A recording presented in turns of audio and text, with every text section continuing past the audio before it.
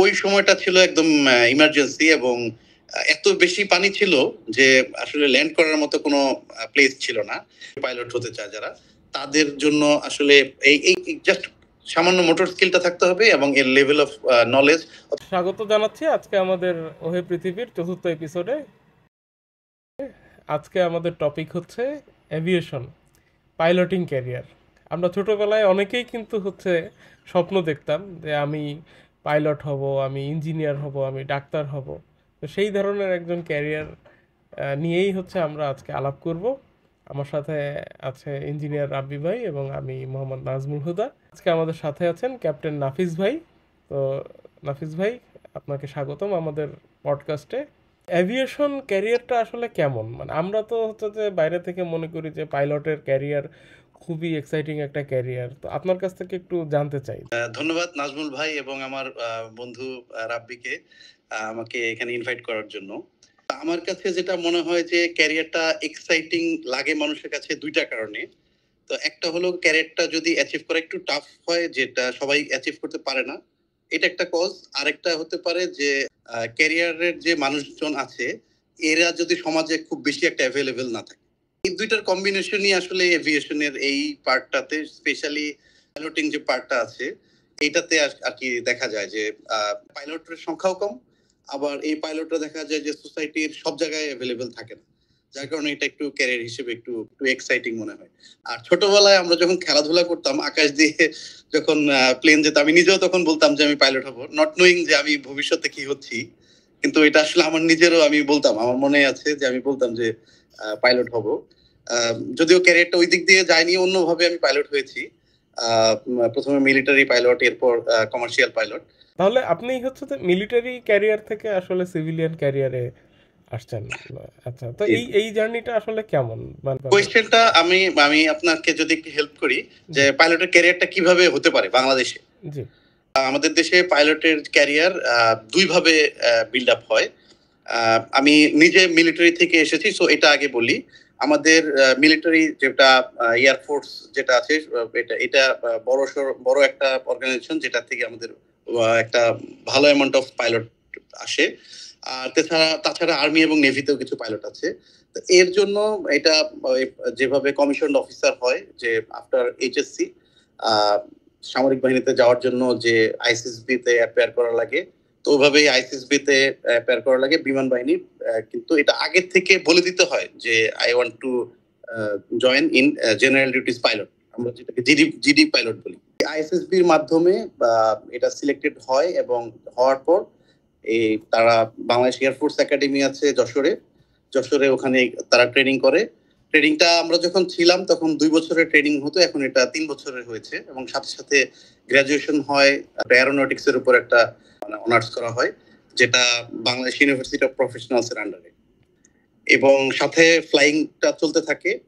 তো ওইখানে মানে সংক্ষেপে বললে যে ওখানে আমাদেরকে সবাইকে, যারা পাইলট হিসেবে জয়েন করে সবাইকে একটা ফিক্সড উইং ছোট ট্রেনিং বিমান, যেটা হচ্ছে লাল হলুদ আপনারা দেখেছেন, ওইটা দিয়ে আর কি শুরু হয়। এবং 100 থেকে 120 ঘন্টা এরকম একটা সিলেবাস আছে।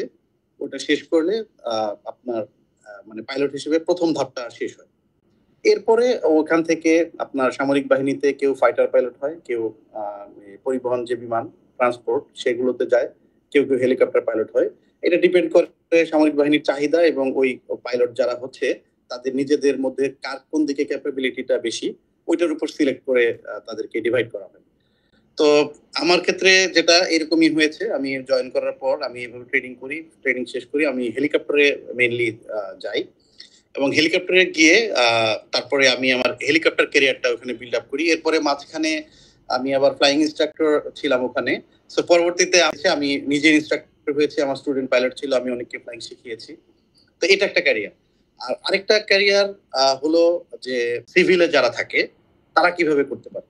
সিভিলে বাংলাদেশে বাংলাদেশ সিভিল এভিয়েশনের অনুমোদিত কিছু ফ্লাইং স্কুল কিংবা ফ্লাইং একাডেমি আছে।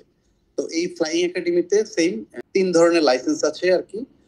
Private pilot licence, commercial pilot licence এবং এয়ার ট্রান্সপোর্ট পাইলট লাইসেন্স। এই তিনটার মধ্যে পিপিএল যেটা প্রাইভেট পাইলট লাইসেন্স, এটা প্রথমে নিতে হয়। এটার জন্য জাস্ট এসএসসি পরীক্ষা কারো দেওয়া থাকলে পরে তারা এই প্রাইভেট পাইলট লাইসেন্সটা দিতে পারে। এই ক্ষেত্রে সে নিজে প্লেন নিয়ে ফ্লাই করতে পারবে, কিন্তু তার কোনো মানে প্যাসেঞ্জার যারা হলে, যেটাকে আমরা কমার্শিয়ালি বলি যে উইথ টাকার বিনিময়ে যে ফ্লাই করা, এই কাজটা সে করতে পারবে না। সেকেন্ড স্টেজটা হলো কমার্শিয়াল পাইলট লাইসেন্স। এইটাতে তারা যারা মানে পিপিএল শেষ করার পর আরেকটা সিলেবাস করতে হয়। তো পিপিএল এ 50 আওয়ার্স এর মতো থাকে, এরপরে আরো 100 আওয়ার্স ফ্লাই করতে হয়, করে এই কমার্শিয়াল পাইলট লাইসেন্সটা পাওয়া যায়। এবং পাওয়ার পর এই যারা সিপিএল হোল্ডার, এরা তখন এয়ারলাইন্সে জয়েন করে, এয়ারলাইনে জয়েন করে অ্যাজ ফার্স্ট অফিসার, যেটাকে আমরা সাধারণভাবে কোপাইলট হিসেবে জানি। তো কোপাইলট হিসেবে তারা ওই এয়ারলাইনের বড় এয়ারক্রাফটে জয়েন করে। বাংলাদেশে আপনারা দেখেছেন নিউজ বাংলা, নভোএয়ার, এরকম এয়ারলাইন গুলোতে জয়েন করে তারা তাদের ক্যারিয়ার বিল্ড আপ করে। আগে প্রথমে কোপাইলট থাকে, ফার্স্ট অফিসার থাকে, এরপর ধীরে ধীরে তাদের আওয়ার হয়, তারপর তারা ক্যাপ্টেন হয়। তো এইভাবে আর কি ক্যারিয়ারটা আগায়। তুমি মিলিটারি ক্যারিয়ারেও কাজ করছো, তারপরে এখন আবার কমার্শিয়াল সেক্টরে কাজ করতেছো। সো এই যে সুইচিংটা হলো তোমার, এইটার মধ্যে তোমার আসলে তোমার ক্যারিয়ার ফোকাসটা আসলে কোন দিকে? তুমি তো একসময় মিলিটারিতে ছিলা, তুমি ইউএন মিশন করছো, এখন তুমি কমার্শিয়াল এভিয়েশনে কাজ করতেছো। সো এইটা নিয়ে যদি তুমি একটু বলতে আর কি। আচ্ছা, মিলিটারিতে আমি ছিলাম হলো হেলিকপ্টার পাইলট, এবং সেই সাথে আমি ফ্লাইং ইনস্ট্রাক্টর ছিলাম। পরবর্তীতে আমার যে ছোটবেলায় একটা ইচ্ছা ছিল যে আমি পাইলট হবো, সেটা কিন্তু মিলিটারি পাইলট দেখে আমার ওইরকম ইচ্ছা, মানে আমি মিলিটারি পাইলট বেসিক্যালি দেখিনি। আমি দেখতাম হলো যারা কমার্শিয়াল যারা পাইলট আছে এদেরকে। পরবর্তীতে আমি যখন মানে এয়ারফোর্স থেকে আসি, আমার মেইন ফোকাস ছিল যে আমি কমার্শিয়াল পাইলট হব এবং ওই ধরনের এয়ারলাইনের কোনো একটা পাইলট হব। এবং আমি 2019-এ এয়ারফোর্স ছাড়ার পরে 2019-এ আমি লাইসেন্স করার পর ইউএস বাংলা এয়ারলাইনে জয়েন করি। কিন্তু একটা দুর্ভাগ্য যে ওই সময় কোভিড চলে আসে, করোনার কারণে এয়ারলাইন গুলো বন্ধ হয়ে যেতে থাকে। সো মানে হয়তো নর্মাল প্রোগ্রেশনে গেলে আমি ওই ফিক্সড উইং এর ওই লাইনটাতেই থাকতাম। তো পুরো করোনার টাইমটাতেই আমি ওই টার্মোয়েলে ওইখানে ছিলাম, এবং পরবর্তীতে দেখলাম যে ওটা যেহেতু বন্ধ, আমি তখন হেলিকপ্টারে সুইচ করে যাই। যেহেতু আমার আসলে বেসিক দুটাই ছিল আমার। আমি যখন তুমি এরোপ্লেনও চালাইতে পারো, তুমি হেলিকপ্টারও চালাইতে পারো, দুইটার লাইসেন্সই তোমার আছে। হ্যাঁ, আমি দুটোর লাইসেন্স করেছি। আমার মতো এই হেলিকপ্টারের লাইসেন্স এবং এই ফিক্সড উইং এর লাইসেন্স, এটা বাংলাদেশে খুব কম, মানে হাতে গুনলে হয়তো 10 জনও পাওয়া যাবে না যে যাদের দুইটা লাইসেন্সই আছে। তো এটা যেহেতু ধরনটা, এটা হলো এয়ারক্রাফটের ক্যাটাগরি আলাদা। একটা হলো হেলিকপ্টার, যেটাকে আমরা রোটর উইং বলি, আর একটা হলো এরোপ্লেন, যেটাকে আমরা অন্য একটা পরিভাষায় ফিক্সড উইং বলি। সো দুটি কমপ্লিটলি আলাদা।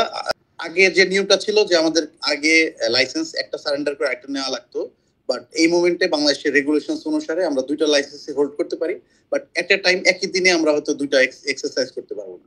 এই লাস্ট ইয়ারে আমাদের দেশে যে বন্যা হলো ফেনী, কুমিল্লা এবং নোয়াখালীতে, ওই সময় আমি দেখলাম তুমি ত্রাণ নিয়ে প্লাস উদ্ধারের কাজের জন্য প্রচুর দৌড়াদৌড়ি করতেছো। এবং আমি এটাও দেখলাম যে তুমি খোলা ধান ক্ষেতের মাঝখানে একটা ছোট একটা রাস্তার মধ্যে তোমার হেলিকপ্টার তুমি ল্যান্ড করাচ্ছ, অনেক সময় শেল্টারের ছাদেও ল্যান্ড করাচ্ছ।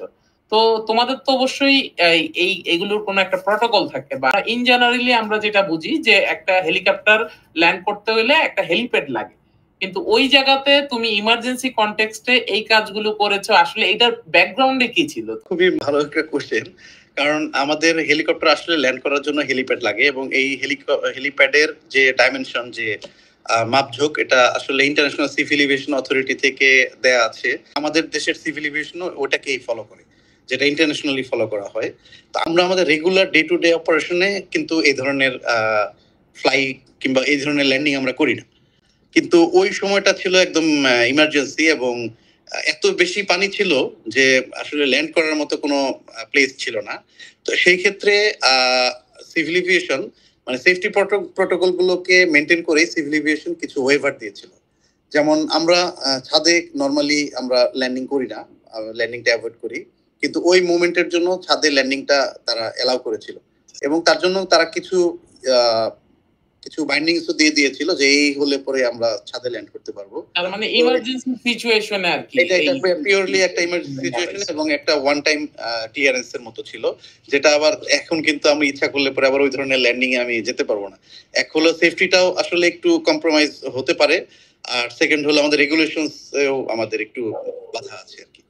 অনেকগুলো নিউজ পেপারেও আসছে এবং অনলাইন পোর্টালেও আসছে, কারণ এটা আসলেই খুবই সাহসিকতার একটা ব্যাপার আমি যেটা মনে করি। কারণ প্রত্যেকটা যানবাহনেরই তো অবশ্যই সেফটি প্রোটোকলস থাকে, সো হেলিকপ্টারের ক্ষেত্রেও সেম। আর ওই সময় প্রচুর মানে উইন্ড ছিল, এবং আমি তোমার কয়েকটা ভিডিও দেখছি যেখানে প্রচুর রেইন হচ্ছিল ওই সময়, ফ্লাশ ফ্লাডের কারণে মানে একটা হ্যাপাজার্ড একটা অবস্থা ছিল। ঠিক ঠিক, মানে গ্রেট অ্যাচিভমেন্ট নাফিস। ক্যাপ্টেন নাফিস ভাই, তো আপনার কাছে আর আমাদের প্রশ্ন হচ্ছে যে আসলে এই আপনি খুব একটা এক্সাইটিং পাইলটিং ক্যারিয়ারে আছেন, তো এর লাইফটা আসলে কেমন? যে 9 to 5 জব আমরা যেরকম করি, আমাদের হচ্ছে যে সকালে ঘুম থেকে উঠে আমরা অফিসে যাই, অফিস শেষ করে বাসায় আসি, তারপরে ফ্যামিলিকে সময় দেই।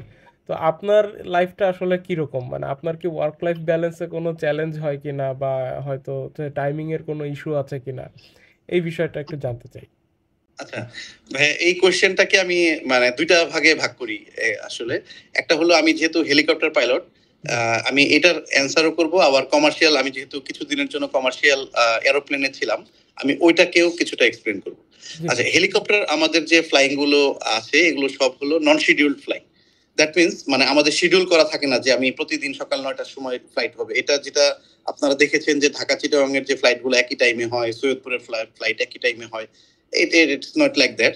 এটা হলো মানুষের যখন প্রয়োজন থাকে তারা আমাদের সাথে কন্ট্যাক্ট করে এবং ওই ওই ওই বেসিসে আমরা ওইখানে ওই ফ্লাইটটা করি।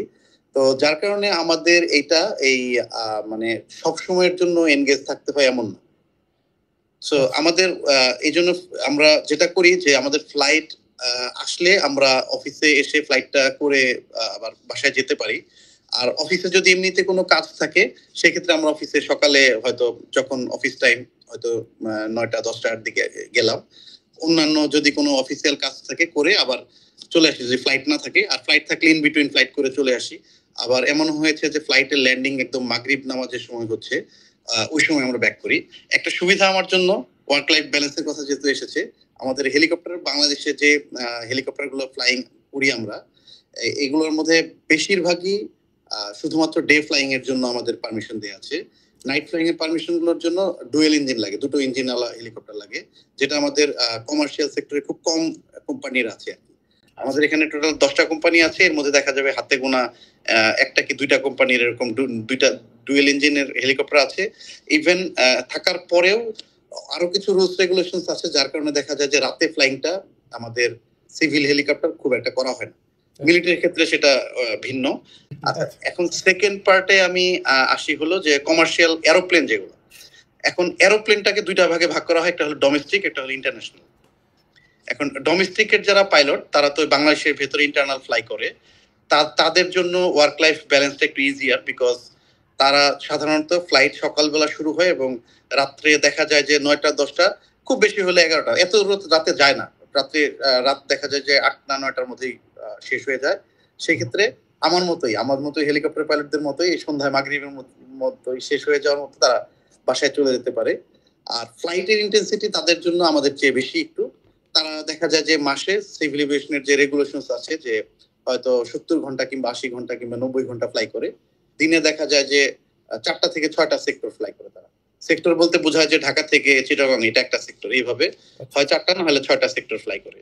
এবং সিভিল এভিয়েশনের কিছু রেগুলেশনস আছে যে একটা পাইলট ম্যাক্সিমাম কত ঘন্টা একদিনে ফ্লাই করতে পারবে। 7 দিনের পরে 6 দিন পরে তাকে অবশ্যই একটা ম্যান্ডেটরি অফ দিতে হবে, এবং 1 মাসে সে সর্বোচ্চ কত ঘন্টা ফ্লাই করতে পারবে, এবং 1 বছরে সর্বোচ্চ কত ঘন্টা ফ্লাই করতে পারবে। এর কারণে মানে যারা ডোমেস্টিক ফ্লাই করে কিংবা আমাদের জন্য এটা খুব মানে মোটামুটি কমফোর্টেবল। আর ইন্টারন্যাশনাল যারা ফ্লাই করে তাদের জন্য একটু অন্যরকম, কারণ ফ্লাইট গুলো দেখা যায় যে দিন রাত মিলিয়ে হয়, এবং একটা ডেস্টিনেশনে গেলে দেখা যায় মাঝে মাঝে লেওভার থাকে, মানে ওইখানে গিয়ে থাকতে হয়। তো সেই ক্ষেত্রে তাদেরকে একটু কম্প্রোমাইজ করতেই হয়, কারণ তাদের তো ফ্যামিলি থেকে দূরে গিয়ে আসলে ওখানে স্টে করতে হচ্ছে, রাতে ফ্লাই করতে হচ্ছে, যেটা আমাদের বডি তো রাতে ফ্লাই করার জন্য ডিজাইন না। সো হয়তো রাতে ফ্লাই করে দিনে হয়তো পরের দিন ঘুমাতে হচ্ছে, এরকম একটা তাদের একটা স্কেডিউল করা থাকে, তারাও হয়তো ওইভাবে অ্যাডজাস্ট করে নেয়। মিলিটারি পাইলট দের জন্য নর্মাল অফিস টাইম সকাল থেকে সন্ধ্যায় বলা যায়, যদি অফিস টাইম 2:30 ধরে, কিন্তু আসলে ফ্লাইং এর টাইমটা সকাল থেকে সন্ধ্যায় হয়। মাঝে মাঝে দেখা যায় মাসের হয়তো 7 থেকে 15 দিন আবার নাইট ফ্লাইং থাকে। ওইখানে আবার ওই নাইট ফ্লাইংটা প্র্যাকটিস পারপাস কিংবা এইসব ইয়ার জন্য থাকেই, মাসে একবার করে করতেই হয় আর কি। এবং এটা কারেন্সি রাখার জন্য করতে হয়। যে মিশনে গেলে অন্যরকম হয়ে যায়, তখন তো ফ্যামিলি থেকে দূরে থাকতে হয়, তখন ওইখানে ফ্লাইং হয় আর কি। তো মিশনে একটাই হলো যে ফ্লাইং শুধু হেলিকপ্টার এবং ট্রান্সপোর্ট পাইলটরাই করে, ফাইটার পাইলটদের জন্য ফ্লাইংটা ওইখানে আর কি নেই, তারা গেলে অন্য রোলে আর কি ওখানে যায়। আমাদের সময় তো সবারই স্বপ্ন থাকতো পাইলট হবো, আর এখন আসলে সবাই চায় মহাকাশে যেতে কিংবা প্রোগ্রামার হতে। তো এখনকার ইয়ত যারা আছে, তারা যারা পাইলট হওয়ার স্বপ্ন দেখে, তাদের জন্য তোমার সাজেশন কি? আচ্ছা, সাজেশন তো ওই যে লাইন যেহেতু দুটোতেই যাওয়া যায় আর কি। একটা হলো সরকারি ভাবে যদি কেউ করতে চায়, মানে যেটা আসলে নিজের টাকা খরচ হয় না বলতে গেলে, সমস্তটাই সরকার বহন করে, ওই লাইন তো মিলিটারিতে জয়েন করে যাওয়া। আর আরেকটা হলো সিভিল থেকে কেউ যদি যায়, তো সবচেয়ে প্রথম কথা হলো যে একটু একটু ডিটারমিনেশন লাগবে। স্পেশালি আমি যেটা বলবো যে সিভিলে যারা জয়েন করে, এদেরটা যদি বলি, এদের আর্থিক সঙ্গতিও লাগবে। কারণ একজন পাইলট হতে গেলে এখন মোটামুটি বাংলাদেশের পার্সপেক্টিভে ওই যে সিপিএল করে যেটা ইসে জয়েন করা যায় এয়ারলাইন গুলোতে, এই পর্যন্ত আসতে প্রায় আই থিঙ্ক 60 to 70 লাখ টাকা লেগে যায়। এর সাথে পড়াশোনা করতে হয় একটু ভালোই, একটা বেশি অ্যামাউন্ট পড়াশোনা করতে হয়। সো কারো যদি সে যদি মনে করে যে ফ্লাই করব কিন্তু পড়াশোনাটা একটু কম করব, এটা আসলে হবে না। সিভিল এভিয়েশন থেকেও রিকোয়ারমেন্ট দেয়া আছে, ফিজিক্স এবং ম্যাথস তাদের থাকতেই হয় আর কি, সায়েন্সের যে সাবজেক্ট গুলো আছে। আর সায়েন্স থাকলে, যেমন বায়োলজি না থাকলে অ্যাবসলিউটলি নো প্রবলেম, বাট এই দুটো থাকতেই হবে আর কি। আর রেজাল্ট আমি যেটা বলবো যে ইঞ্জিনিয়ার হওয়ার জন্য যত ভালো রেজাল্ট দরকার, পাইলট হওয়ার জন্য আমাদের রিকোয়ারমেন্টও অত থাকে না, যে একদম অনেক মেরিটোরিয়াস হতে হবে। এখানে দুইটা জিনিস, একটা হলো কিছু একটা লেভেল অফ নলেজ, এবং তাকে এটা মানে সে যাতে গ্র্যাস্প করতে পারে এই ক্যাপাবিলিটি থাকতে হবে। আরেকটা হলো an amount of motor skill, যেটা হলো মানে অনেকেই মোটর স্কিলে অনেক সময় দেখা যায় যে অতটা থাকে না। মোটর স্কিল একটা অন্য জিনিস, এটা হলো বিভিন্ন ধরনের মেশিনারিজ কে মানে চালানোর যে একটা ক্ষমতা, এটা সবার সবসময় থাকে না আর কি। আচ্ছা আচ্ছা আচ্ছা, এই অ্যাপটিটিউড টেস্টটা নরমালি এয়ার ফোর্সে জয়েন করার সময় তো নেয়, সিভিলেও নেওয়া হয়। ইন্টারেস্টিং। এইটা একটু চেক করে নেয় যে কাইন্ড অফ মানে স্ক্রিনিং আর কি। হ্যাঁ, এটা স্ক্রিনিং, বিকজ অনেক সময় দেখা যায় যে তারা ফ্লাইং শুরু করে দিয়েছে, বাট ওই মানে তারা করতে পারছে না, তখন তারাই মানে সরকারি হলে সরকারের টাকা ওয়েস্টেজ, নিজের হলে নিজের টাকা ওয়েস্টেজ। মেইনলি হলো যে জাস্ট ইনিশিয়াল স্টেজে যখন যারা এবিনিশিও পাইলট হতে চায় যারা, তাদের জন্য আসলে এই জাস্ট সামান্য মোটর স্কিলটা থাকতে হবে, এবং এর লেভেল অফ নলেজ, অথবা নলেজ না থাকলে পরেও নলেজটা যাতে তারা কম সময়ে মানে করতে পারে, গ্র্যাস্প করতে পারে, এটা লাগে। কারণ একসাথে ফ্লাইং ট্রেনিং চলে, সেই সাথে আবার পড়াশোনা চলে। সো টাইম যদি বেশি লাগে, তাহলে তার মানে যারা নিজে করে তাদের নিজেদের লস, আর সরকার করার পরে সরকার এইভাবে এত চান্স দেয় না। এখন ধরেন যে আমাদের মধ্যে তো অনেকেই আছে যে আমরা হয়তো ছোটবেলায় স্বপ্ন দেখতাম পাইলট হব, কিন্তু টাকা পয়সার কারণে আমরা আসলে পাইলট হতে পারিনি। তো পরবর্তীতে বয়স হওয়ার পর কারো যদি এই শখটা আবার নতুন করে সে পূরণ করার একটা ইচ্ছা জাগে আর কি, তাহলে কি তার জন্য কোনো সুযোগ আছে? না, এটা যদি আমি পেন এন্ড পেপারে বলি তাহলে সুযোগ আছে আর কি। কারণ আপনার যেহেতু ব্যাকগ্রাউন্ড সায়েন্সে আছে, আপনার যদি টাকা থাকে, you can just apply to any flying school and. কিন্তু প্র্যাকটিক্যালি যদি বলি, যত বেশি এজ হয়ে যায় ফ্লাইং শেখাটা তত বেশি কঠিন হয়ে যায়। বাট অসম্ভব কিছু না, টম ক্রুজ তো 55-60 ইয়ার্স অফ এজে সে ফ্লাই করা শিখে ফেলছে। ধন্যবাদ, আমরা অনেক ইন্টারেস্টিং কিছু তথ্য আপনার কাছ থেকে জানতে পারলাম। তুমি এত ব্যস্ততার মধ্যেও আমাদেরকে অনেক টাইম দিতে পেরেছো, এর জন্য তোমাকে ধন্যবাদ। নাজমুল ভাই, আপনাকেও ধন্যবাদ। এন্ড রাব্বি, অনেকদিন পরে আমাকে মানে স্মরণ করার জন্য অসংখ্য ধন্যবাদ। I am happy to be here with you. সুপ্রিয় দর্শক, আশা করি আজকের আলোচনাটা আপনাদের খুবই ভালো লেগেছে। আজকে আমাদের খুবই ইন্টারেস্টিং কিছু ডিসকাশন হয়েছে। তো পাইলটিং ক্যারিয়ার নিয়ে আপনাদের যদি আরও ইন্টারেস্ট থাকে তাহলে হচ্ছে যে নিচে কমেন্ট বক্সে জানাবেন, আপনাদের চ্যানেলে সাবস্ক্রাইব করবেন এবং বেল বাটনটি ক্লিক দিয়ে রাখবেন যাতে হচ্ছে যে রেগুলার আমাদের নোটিফিকেশন পান। আজকের জন্য আমি সাইন অফ করছি। মোহাম্মদ নাজমুল হুদা। সবাইকে ধন্যবাদ। সাবস্ক্রাইব করবেন এবং শেয়ার করে দিবেন আমাদের চ্যানেলটা। আর সবাই ভালো থাকবেন। শুভরাত্রি। আসসালামু আলাইকুম। শুভরাত্রি।